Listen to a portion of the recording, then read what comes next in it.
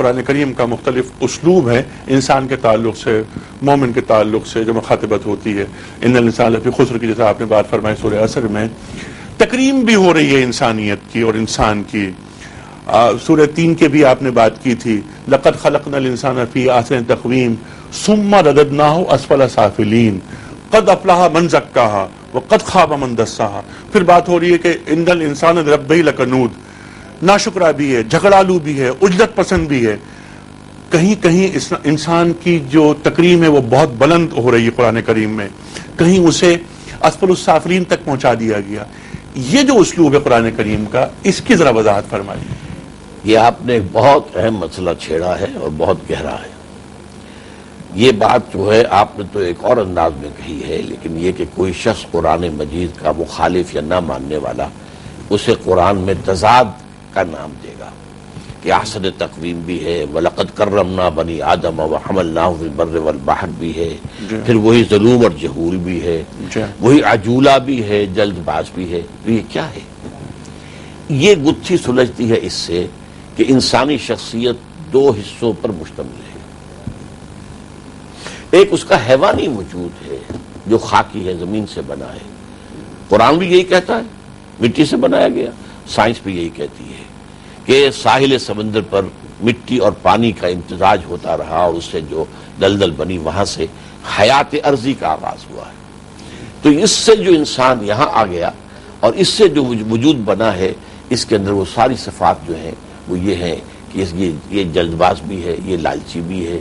اس سرشت کے اندر انسان کی حیوانیت کے تقاضے یہ ہیں، ظلوم بھی ہے، جہول بھی ہے. لیکن اس کا دوسرا پہلو ہے وہ روح، جس کا ابھی میں نے ذکر کیا تھا، جس نے کہ مسجود ملائک بنایا. فَإِذَا سَوَّيْتُهُ وَنَفَخْتُ فِيهِ مِن رُوحِي فَقَعُوا لَهُ سَاجِدِينَ. تو اے فرشتوں، جب میں اپنی اس مخلوق کو، اس انسان کو تیار کر دوں، نوک پلک سوار دوں اور اس میں اپنی روح میں سے پھونک دوں تو گر پڑنا اس کے سامنے سجدے میں.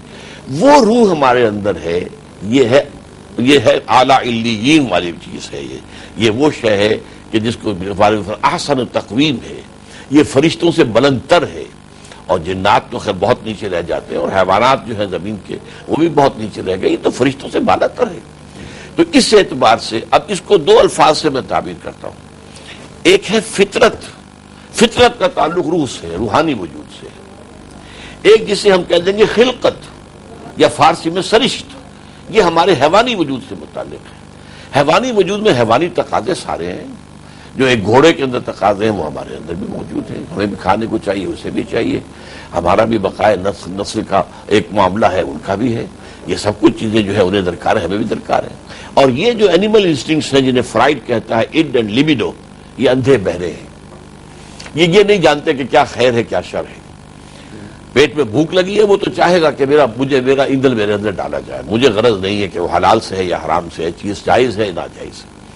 انسان کے اندر شہوت اس کی بھڑک اٹھی ہے، وہ تو اپنی تسکین چاہے گی. سینشوئل گریٹیفیکیشن اس کا تقاضا ہے، اسے اس سے غرض نہیں ہے کہ جائز راستہ ہے یا ناجائز راستہ. تو یہ ساری صفات جو آتی ہے نچلی، یہ در حقیقت ہمارے اس حیوانی وجود کی ہے. ٹھیک ہے. اور انسان کو یہ بتا دیا گیا کہ خیر اور شر میں کیا امتیاز ہے، اور اس کے لیے سب سے جو بہترین اور اعلیٰ ترین جو درس ملتا ہے ہمیں وہ قرآن کریم سے ملتا ہے. اس میں تھوڑا سا اضافہ کر دوں جناب. خیر اور شر کی بنیادی پہچان وہ فطرت انسانی میں موجود ہے.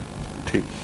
یہ نہیں بتانے کی ضرورت انسان کو تھی، نہ تھی اور نہ آج ہے، کہ جھوٹ بولنا اچھا ہے، سچ بولنا جھوٹ بولنا برا ہے اور سچ بولنا اچھا ہے. Everybody knows it. جب کوئی جھوٹ بول رہا ہوتا ہے تب بھی دل کے اندر سے اسے خلش محسوس ہوتی ہے. مائی کانشنس از بائٹنگ. بالکل. شریعت نے آ کر جو چیز دی ہے وہ بہت بلند شے ہے.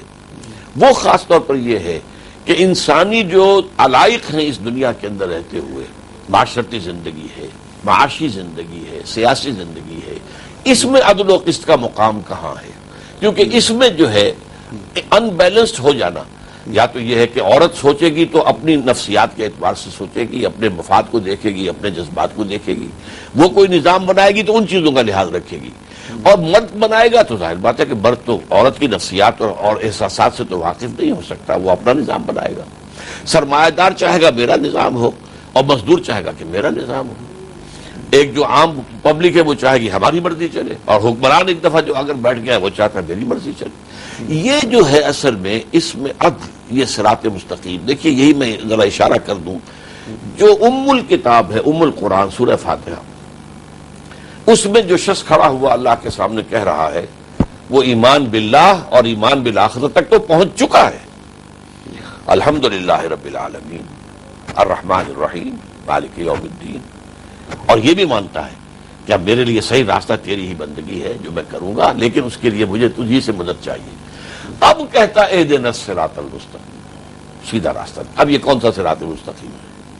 یہ ہے وہ اصل میں عدالت اجتماعیہ، بیلنس کر دینا مردوں اور عورت کا. ایسا نہ ہو کہ عورت کو جو ہے وہ حیوان بنا کر رکھ دیا جائے، اور ایسا بھی نہ ہو کہ وہ کلوپٹرا بن کر ملکوں کی قسمت کو برباد کر تباہ و برباد کرے. لہذا درمیان میں کہاں مقام عدل ہے؟ یہ قرآن دیتا ہے، یہ قرآن دیتا ہے، اور وہ عدل، اور اس کا نام ہے شریعت. اس کا نام ہے شریعت. اور عدل اور قسط کے بغیر مرد مومن کے اندر وہ صفات پیدا ہی نہیں ہو سکتی جو خدا کو مطلوب ہیں. ڈاکٹر صاحب آگے چلتے ہیں. ایک معاشرہ ہے جسے جدید انسان نے ترتیب دیا ہے، اور اس معاشرے سے ایک فرد برآمد ہوتا ہے. ایک معاشرہ دین کو مطلوب ہوتا ہے. دین اور مذہب جس آدمی کو تخلیق کرتے ہیں اس میں، اور جدید معاشرے نے جو فرد تخلیق اور تعمیر کیا ہے، ان کے مابین کیا فرق ہے؟ اصل میں یہ جدید معاشرہ یا جدید تہذیب جو اصل میں اپنی اوریجن کے اعتبار سے یورپین ہے، اب جو ہے وہ گلوبل ہے، تقریباً پوری دنیا میں پھیل چکی ہے. ٹھیک. یہ تہذیب ایک ایسے ماحول میں پروان چڑھی تھی. ڈاکٹر صاحب بات یہیں سے شروع کریں گے ہم. اس وقت ہمیں جانا بریک کے جانب. خواتین و حضرات ایک چھوٹے سے بریک کے بعد آ رہے ہیں. ویلکم بیک خواتین و حضرات. آغاز رمضان اسپیشل میں خوش آمدید. تشریف فرمائے محترم ڈاکٹر اسرار احمد صاحب، جن سے آپ بات کر سکتے ہیں بدریہ ٹیلی 5221-730 اور 0900-2799. ڈاکٹر صاحب بریک پہ جانے سے قبل بات یہ ہو رہی تھی، سوال میں نے یہ رکھا تھا آپ کے سامنے کہ ایک انسان دین کو مطلوب ہے اور ایک انسان جو پیش کر رہا ہے مغرب کے انسان میں اور دین جو پیدا کرتا ہے انسان، ان کے مابین بنیادی فرق کیا ہے؟ اس سے پہلے کہ میں آپ کے سوال کا جواب دوں، اجازت چاہتا ہوں. مجھ سے آیات کی تلاوت میں ایک غلطی ہو گئی تھی، وہ میں تصحیح کرنا چاہتا ہوں. اچھا. سورہ مومنون میں جو میں نے مقام پڑھا تھا، اس میں آخری جو مقام ہے وہ اولئک فی جنات مکرمون نہیں ہے، یہ سورہ معارج میں ہے. یہی اوصاف وہاں بھی آئے ہیں، اور وہاں خط ختم ہوا ہے اس پر کہ اولئک فی جنات مکرمون. لیکن سورہ مومنون میں ہے اولئک هم الوارثون الذین یرثون الفردوس هم فیہا خالدون. تو یہ تصحیح میں نے مناسب سمجھی. اب میں آپ کے سوال کے جواب دے رہا ہوں. یہ تہذیب جو کوئی 300-400 برس سے زیادہ پرانی نہیں ہے، پوسٹ رینائسنس یہ تحریک ہے اور تہذیب ہے جو ڈیولپ ہوئی، اور اس کے ڈیولپ ہونے میں وہاں پر بہت بڑا ہاتھ اسلام کا ہے. کارڈووا کی یونیورسٹیز اور گریناڈا کی یونیورسٹی اینڈ ٹولیڈو کی یونیورسٹیز سے فرانس، جرمنی، اٹلی کے نوجوان آتے تھے، تعلیم حاصل کر کے جایا کرتے تھے، اور انہوں نے جا کر اپنے ہاں 2 تحریکیں شروع کی، ایک ریفرمیشن آف ریلیجن اور ایک رینائسنس. اس وقت اصل میں بدقسمتی نوع انسانی کی کہ یورپ میں ایک ایسا مذہب مسلط تھا جس میں استبداد تھا پوپ کا. پوپ جو کہتے ہیں، یعنی مذہبی ڈکٹیٹرشپ اس سے بڑی کوئی نہیں ہو سکتی. اور پوپ جو ہے وہ تعلیم کے خلاف تھا، سائنس کے بھی خلاف اور فلسفے کے بھی خلاف. سائنس کی کتاب کہیں سے نکل آئی تو گھر جلا دیا جائے گا، اور فلسفے کی نکل آئی تو گھر جلا دیا جائے گا. اس ماحول میں ایک اینٹی ریلیجس سینٹیمنٹ عوام میں موجود تھا. اب جب وہاں پر علوم کا احیاء ہوا ہے، اور خاص طور پر سائنس، فزیکل سائنسز میں ترقی ہوئی، اور ٹیکنالوجی اس کی بنیاد پر بڑھتی چلی گئی. وہ ٹیکنالوجی آج وہاں پہنچ چکی ہے کہ علامہ اقبال کا ایک شعر اس کی صحیح عکاسی کرتا ہے کہ عروج آدم خاکی سے انجم سہمے جاتے ہیں کہ یہ ٹوٹا ہوا تارا بہے کامل نہ بن جائے. لیکن اس ٹیکنالوجی کے ساتھ وہ دوسری چیز جو مذہب کا ایلیمنٹ تھا وہ نہیں تھا، بلکہ اس سے ایک دوری تھی. اور یہاں میں عرض کروں گا 3 چیزوں کے مقابلے میں 3 چیزیں آ گئی تھیں کہ اصل توجہ یہاں سے ہٹ کر یہاں آ گئی. مثلا خدا اور کائنات. اچھا بھائی خدا ہوگا، کس نے دیکھا، کون دکھا سکتا ہے یا نہیں ہے، چلو، لیکن یہ کائنات تو ہے نا، اسے سمجھو، اسے پڑھو، اس کا مطالعہ کرو، اس پر غور کرو. اس میں مخفی جو قوتیں ہیں ان کو دریافت کرو، انہیں یوز کرو، انہیں ایکسپلائٹ کرو. اب یہ شفٹ آف ایمفیسس ہو گیا، ذات باری کے بجائے کائنات. اسی طرح آخرت، resurrection, the life after death, کیا پتہ ہے کہ نہیں، کون بتا سکتا ہے؟ کسی نے واپس آ کر تو خبر دی نہیں آج تک. ہو سکتا ہے، ہم یہ نہیں کہتے کہ نہیں ہو سکتا، ہو سکتا ہے، لیکن یہ زندگی تو ہے نا، اسے بناؤ، اسے سنوارو، اسے بہتر کرو، اپنے شہر اچھے بساؤ، صاف ستھرے رکھو، اپنا یہ معاملہ کرو. یہ شفٹ آف ایمفیسس ہو رہا ہے کہ اب یہ جو ہے بجائے اس آخرت کے دنیا فوکس. اور تیسرا، جی روح کسے کہتے ہیں؟ کسی بلا کا نام ہے بھی کہ نہیں ہے، پتہ نہیں ہے کہ نہیں ہے، نہ وہ پہ آئے، نہ تول میں آئے، نہ دیکھنے میں آئے. یہ جسم تو ہے نا، ساری کیئر اس کی کرو. تو اس تہذیب میں یہ 3 versus 3 کا معاملہ ہو کر اس میں پھر جو ایمانیات اور اللہ پر یقین، آخرت کا یقین وہ یہ ہٹ گیا. گھٹتا رہا، وہ گھٹتا رہا. ڈاکٹر صاحب ایک کال لے لیتے ہیں، اس پر پھر بات چلے گی یہیں سے جہاں کٹ رہی ہے. السلام علیکم. السلام علیکم. جی وعلیکم السلام. ڈاکٹر صاحب آپ کو بھی السلام علیکم. وعلیکم السلام ورحمۃ اللہ. ڈاکٹر صاحب میرا ایک سوال ہے، مدثر بول رہا ہوں میں لاہور سے. میرا سوال یہ ہے کہ سورہ بقرہ کی آیت نمبر ہے 148، اس میں آتا ہے وَلِكُلٍّ وِجْهَةٌ هُوَ مُوَلِّيهَا، اور سورہ مائدہ میں آتا ہے لِكُلٍّ جَعَلْنَا مِنْكُمْ شِرْعَةً وَمِنْهَاجًا، اور سورہ بنی اسرائیل کی آیت ہے قُلْ كُلٌّ يَعْمَلُ عَلَى شَاكِلَتِهِ. ان تینوں آیات کی روشنی میں میرا یہ سوال ہے کہ کیا یہ ہر انسان جو ہے یہ اللہ تعالیٰ کی طرف سے آلریڈی یہ بات طے شدہ ہے کہ جو وہ عمل کر رہا ہے کہ وہ آلریڈی وہی عمل کرے گا؟ ان تینوں آیات کی روشنی میں تھوڑی سی ذرا تفصیل سے بتا دیں. جی ڈاکٹر اصل صاحب. میں تو آپ نے 3 بہت مشکل فلسفے کے مشکل سوالات جمع کر دیے ہیں.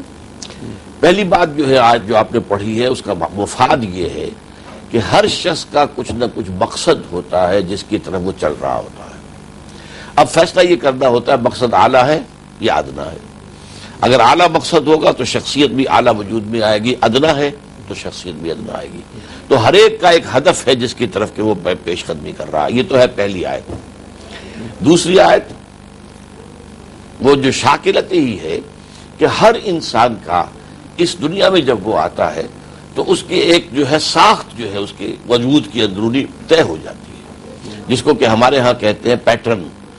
اگر آپ نے جو ہے کوئی دھات ڈھالنی ہے تو پہلے اس کے لیے آپ سانچہ بناتے ہیں، اس میں ڈلتی ہے. تو اللہ تعالیٰ نے ہر انسان کو ایک پیٹرن دے کر بھیجا ہے. ایک اس کے جینز ہے اس کے اندر، اور ایک جو ہے ماحول جس میں کہ وہ پرورش پاتا ہے، پڑھتا ہے. ان دونوں سے مل کر ایک پیٹرن بنتا ہے. انسان کو جو آزادی ہے عمل کی وہ اس کے اندر اندر ہے. تو اللہ جانتا ہے کہ کس کے پاس کتنی آزادی تھی اور اس نے اس کا صحیح استعمال کیا یا نہیں کیا، اسی کے حساب سے جزا و سزا ہو جائے گی.